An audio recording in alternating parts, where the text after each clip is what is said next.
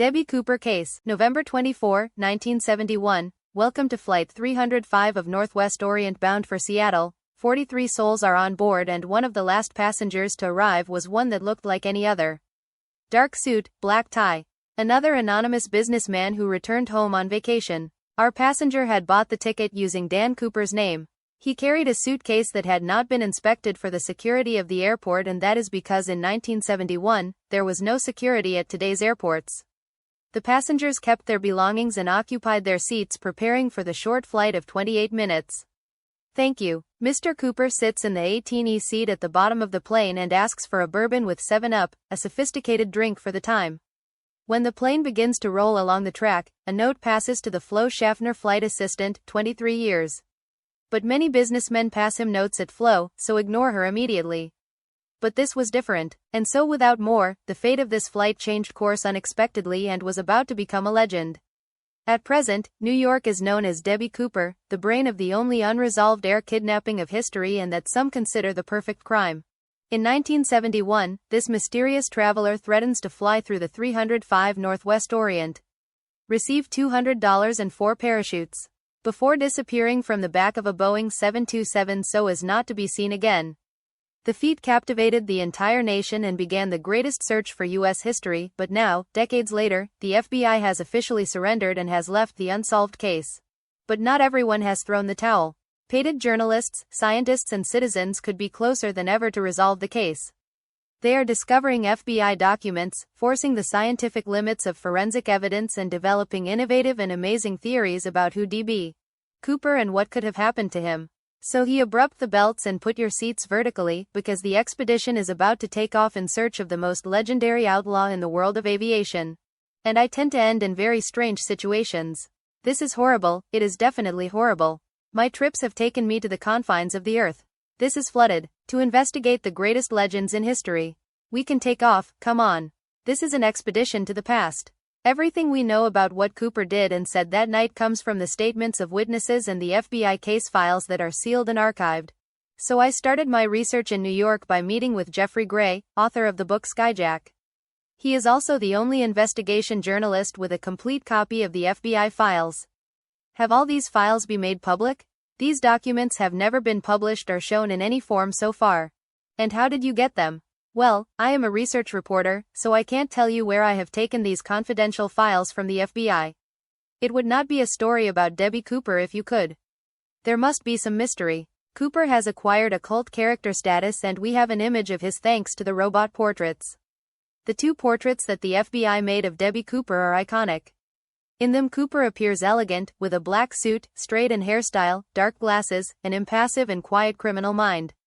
Do you think they are reliable? One of the things I can read from these FBI files is a description of Robert Gregory. The passenger who gave the most detailed description of the kidnapper was Robert Gregory, who was sitting in the diagonal with respect to him. What he would tell the FBI later in his interview would change forever the idea we had of Debbie Cooper. He said that his hair was, as you can read, black jet, wavy, as a bright leather. Gregory also tells us something else. The color was unusual, rather Bermejo. The tie of this type was not from Pierre Cardin, it was a Towncraft. Which means that he bought it in J.C. Penney. It was a 3-year tie before they wore the boys from the errands. It sounds like an ugly suit of the 70s. Totally, it was the most shabby. We have evidence that speaks of a very different type. Already, the Cooper who kidnapped this plane and the Cooper who knows everyone is 2 different people. It is necessary that Cooper was not exactly Don Draper. His appearance was much more ordinary and his clothing much more disheveled. But for some reason that description was never taken into account in the famous robot portraits. Once the FBI interviewed almost 1,000 possible suspects based on the drawings, even men denounced by their own families. They did not present charges against any. If we want to understand who D.B. Cooper, we have to understand that there are no D.B. Cooper. He is right, it was for a repeated error in the media that became known as D.B. The man who kidnapped Flight 305 bought his ticket with the name Dan Cooper. It is probably one of the biggest tracks of the case. The FBI spent years stuck. What they did not know was that there was a Dan Cooper, but that he was not a person, but a comic character. And I will teach you which is. This is the comic. That is Dan Cooper. Wait, it is a comic about a guy called Dan Cooper, and on the cover appears jumping from a plane with a parachute. It is impossible to be a coincidence, right?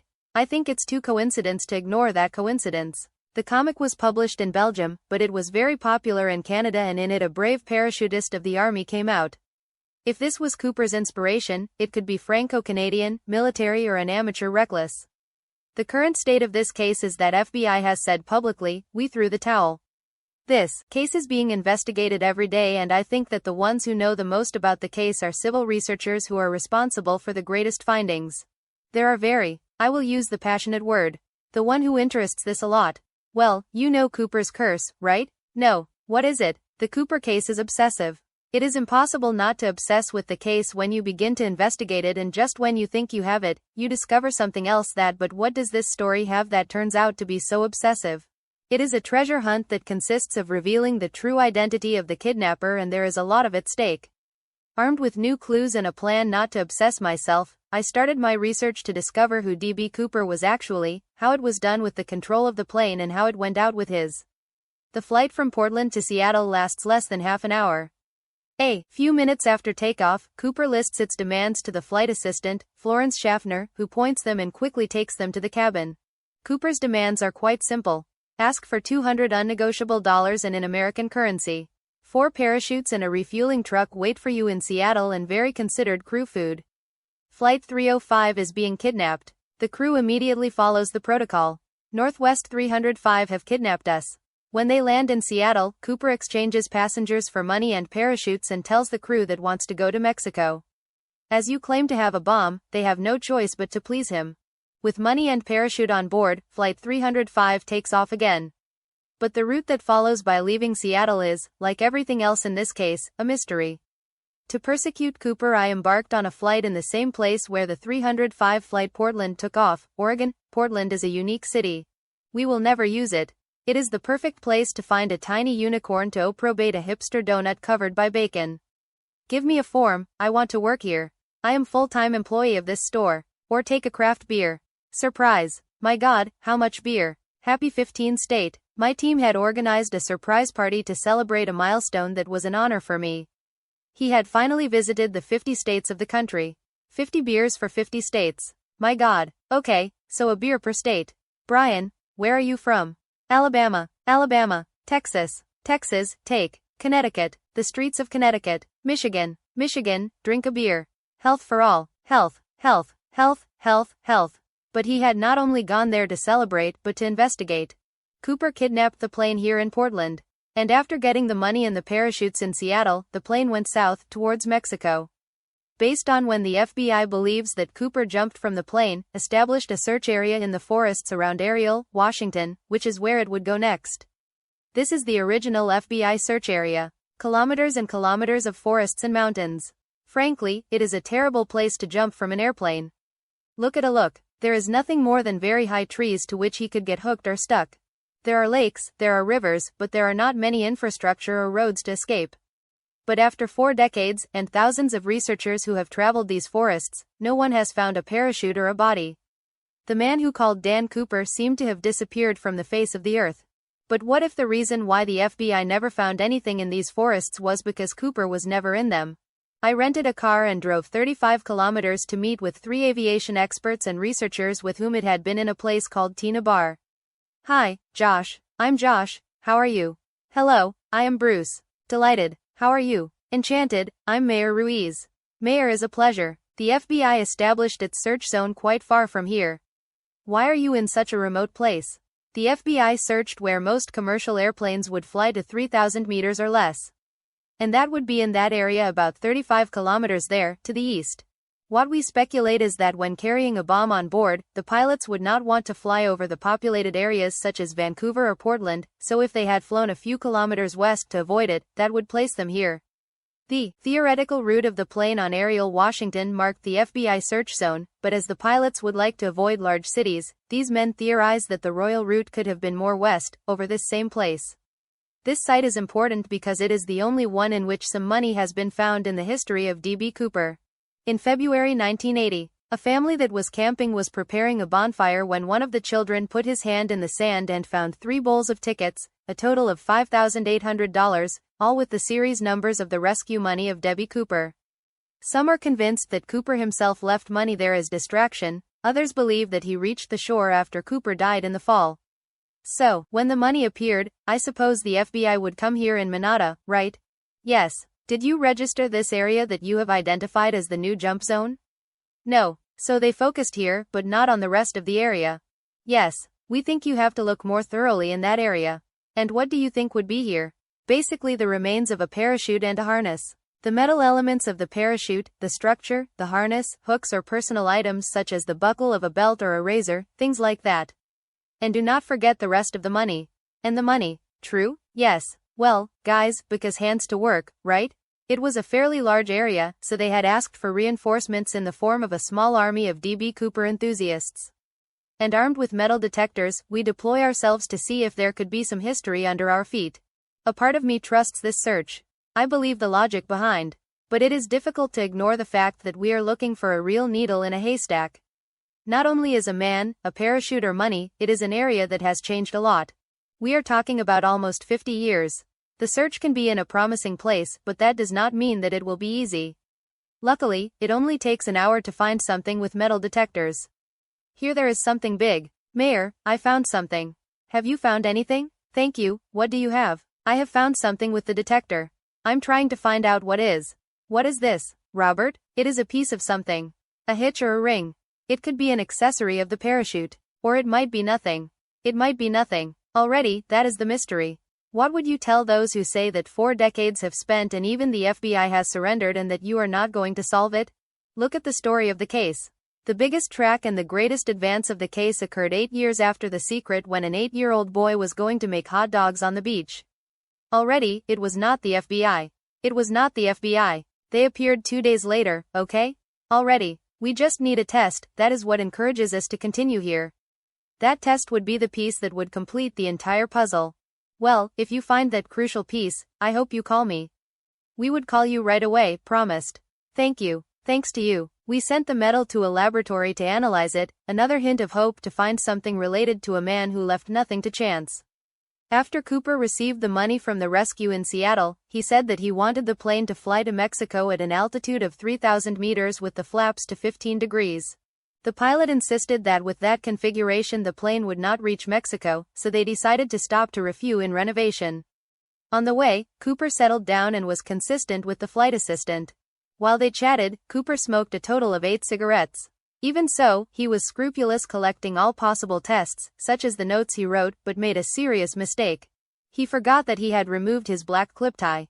Very few others researchers have examined the tie. That is what I am looking forward to talking to one of them. Tom K., from his laboratory in Tucson.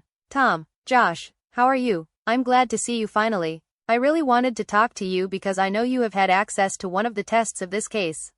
Yes, it's true. We were mainly interested in Debbie Cooper's tie. What has a tie is that it follows you where you go and never wash it.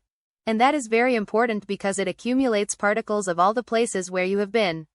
And what is the process? How do particles of a corba get particles? Well, we use a kind of studs that are small aluminum discs with a coal adhesive tape that sticks to the tie and detaches. We used 19 studs with Cooper's tie. And of those studs, how many different particles you could identify? We examine the particles by hand and identify 700 different particles. Wow, they are a lot. When you say you examined them by hand, do you think you got all possible tests? Well, we have a lot of particles, but we only have the ability to analyze them manually, which is a great obstacle because you have to do it in one. We know that there are hundreds or thousands of particles waiting to be analyzed.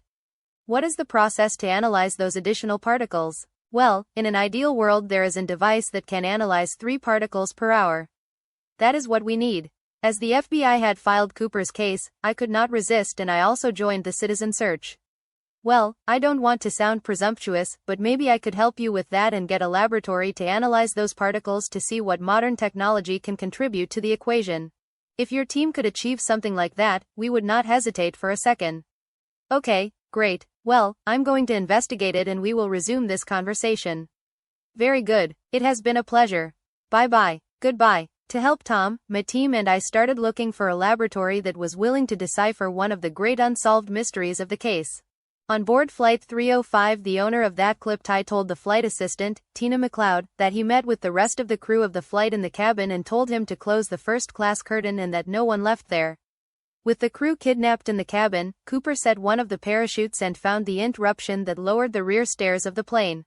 The pilots said they noticed a movement in the tail of the plane around 20 hours and indicated that Cooper had discouraged the door down the stairs and that he had jumped into the story.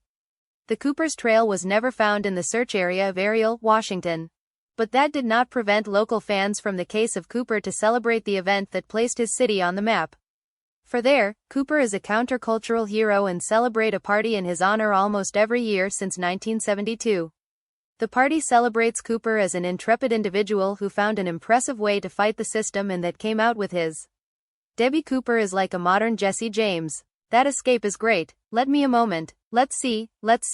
I was checking if, since 1980, the party is celebrated here, in Ariel's store, a very peculiar museum of rarities of Cooper, and I am not talking about Baradias. Do you think he escaped? Yes, it was Nixon, a matter to distract us from Vietnam. Did the government did it? Clear. Yes, the government is glad I escaped so that we could celebrate it. For Cooper, yes. Health, the people in the area even disguise Cooper with rescue money and everything. Which, after some beers, inspired me to hit. Obviously there are very few physical evidence of Cooper's kidnapping and this is one of them. It is something extraordinary. It is one of the 4 parachutes that the FBI gave to Cooper and is one of the 2 he left on the plane. At the time it was one of the newest and most sports models that would have contributed to Cooper more control in the descent, but this did not take. He opted for an older military parachute, which raises a more disconcerting question. Does it mean that Cooper was a military and took the parachute with whom he was more familiar? Or does it mean that I did not know much about parachute and that he was wrong in his decision? I left behind that parachute and I stayed with a researcher who had recently published a document that explained how I thought that Cooper could have avoided his capture. In the Boeing airfield in Seattle, I was left with an old Vietnam parachute FBI agent, Greg Hall. Greg. Josh, how are you? Great, often sight to stay. Yes, thanks for coming. This is a 727 and it is no accident that Cooper chose this type of plane. Okay, and I'll show you why. Okay, these are the famous rear stairs, right? Correct. They are the rear stairs of 727 and they had 2 commercial airplanes of the time. And what is your formation on this subject? I was paratrooper of the Army of the 82 Airborne Division. Oh, and I made similar jumps, not from stairs, but from the tailgate. I think Cooper was also a military paratrooper, probably experienced from the Army, and that he had also jumped out of the aircraft tail. What makes you think that Cooper was a military? For how the entire crime was developed. Yeah, and he jumped at night in the Army, they train you for that. He used another aspect of an operating plan, a distraction. In an air operation it is similar to the prestidigitation that a magician uses. Deviates attention. Okay. So in a distraction you try that the enemy, in this case the criminal investigators, think that you are going to jump in a place that in this case would have been the south of the state of Washington. So you think the original search zone is incorrect? Yes, totally. I think the original search zone was based on the distraction it created in the back. And he was very successful, quite a lot to deceive the bodies of the law for 45 years. He created that distraction down the stairs and jumping on them, which caused the plane to oscillate and that the pilots noticed in the controls. Since it is believed that Cooper jumped at approximately 20:13 in the afternoon, because it is the time at which the pilots noticed what they described as a pressure change. The assumption is that when Cooper opened the back door, the pilots noticed him and assumed that he had jumped instantly. Taking into account what I said before, he would be an experienced paratrooper, he would look for an open area that had roads where he could do caketop. I would say the most likely jump point would be northern Reno. The plane was approaching the airport to land. He would go down and slowly stop and then he would jump and end. It is a very logical theory. But it showed me skeptical because there was no evidence to corroborate it. Oh, yes. Greg told me that a few days after kidnapping, the renovated newspaper Gazette received a letter in which I put, "Thanks for the hospitality," signed by D.B. Cooper.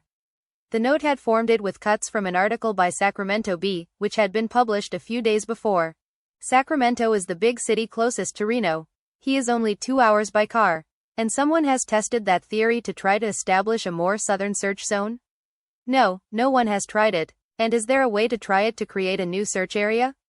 The best way to prove that theory is to put it into practice and jump in parachute. From a plane when approaching reindeer? Of a plane with a parachute when approaching Reno, yes. Okay. And who is so crazy to do that?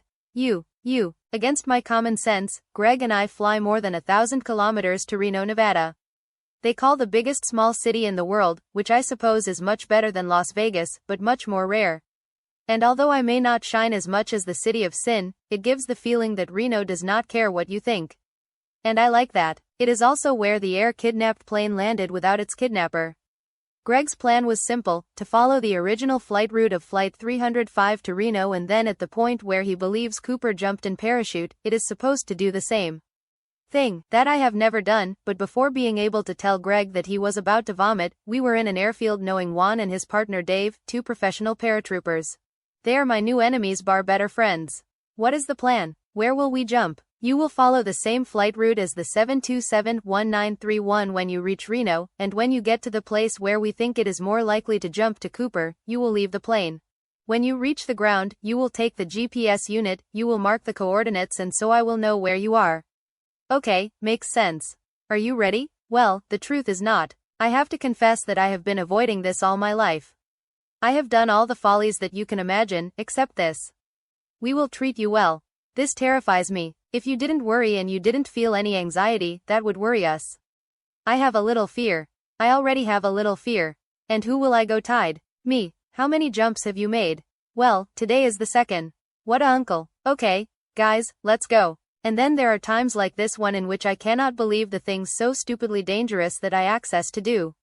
Do you know how many Mexicans are needed to get you out of the plane?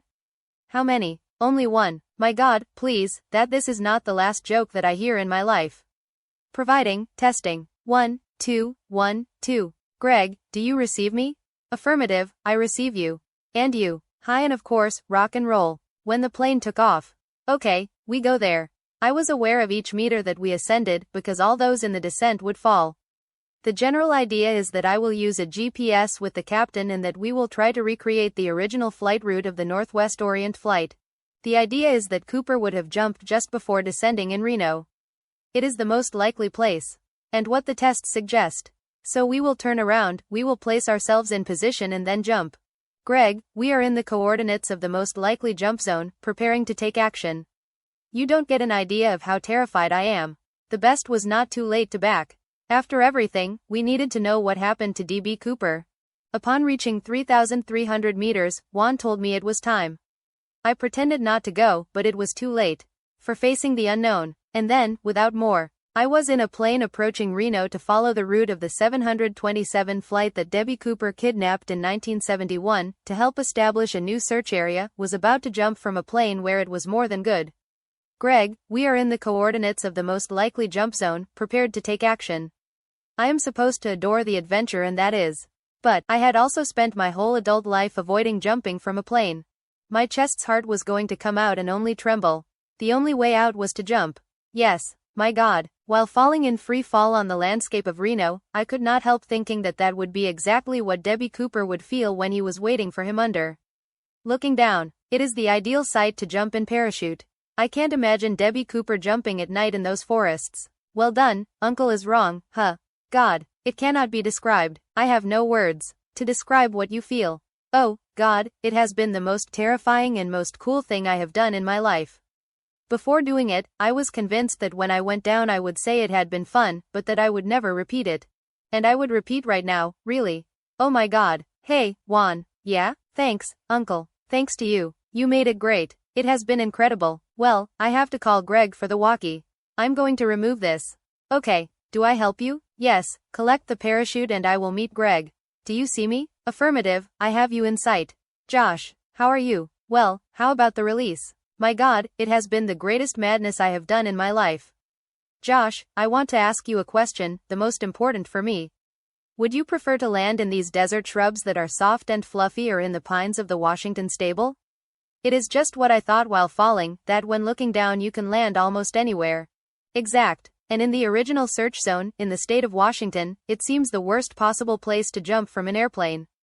Correct. And someone has searched for this area? No, they have never sought here.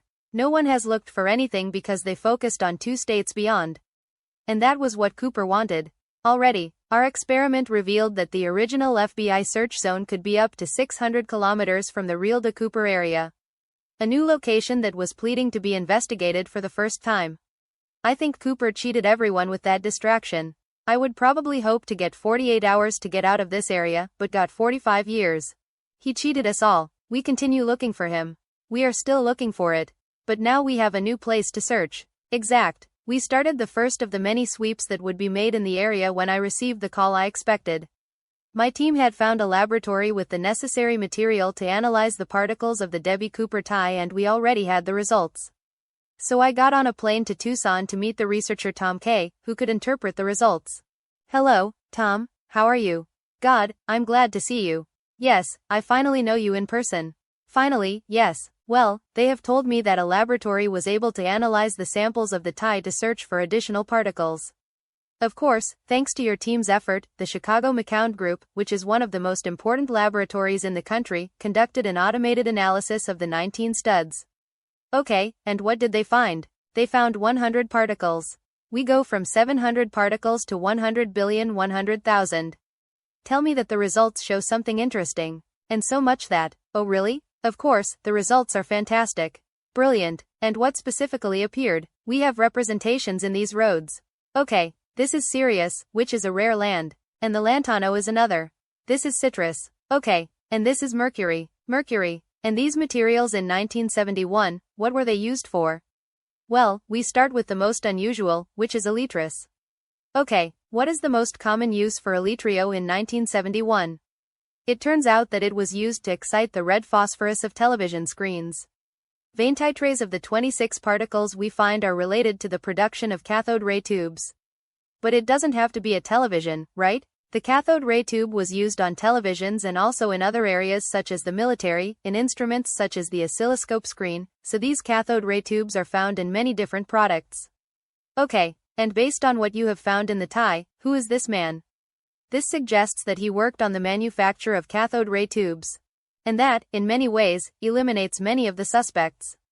Oh, the fascinating thing is that even announcing the FBI that was going to take off and was going to leave the case unsolved, the case still continues with great discoveries.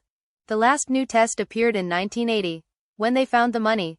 This is the only test that has been found and that identifies the world in which Cooper lived. It has to be the most significant test for the case since 1980. This test is historical and underlines something that takes me drawing attention since I started this investigation.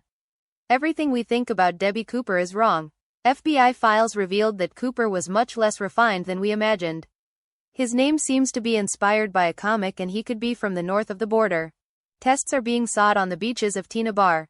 And we have found a new search zone, the outskirts of Reno, with a convincing theory that Cooper had military training. And now these new physical tests place Cooper in a very technical and specific industry. The writer Jeff Gray warned me not to imply me too much in this case, that looking for Cooper could become an obsession. And now I understand why. The Cooper mania, as it is known, continues to exist because, in a way, we all want to feel what he felt when making that great leap and challenge the pressures of the world. If he escapes, we too. The FBI may have left the case in the fridge, but as far as I have been able to see, hunting in pursuit of D.B. Cooper is starting to heat.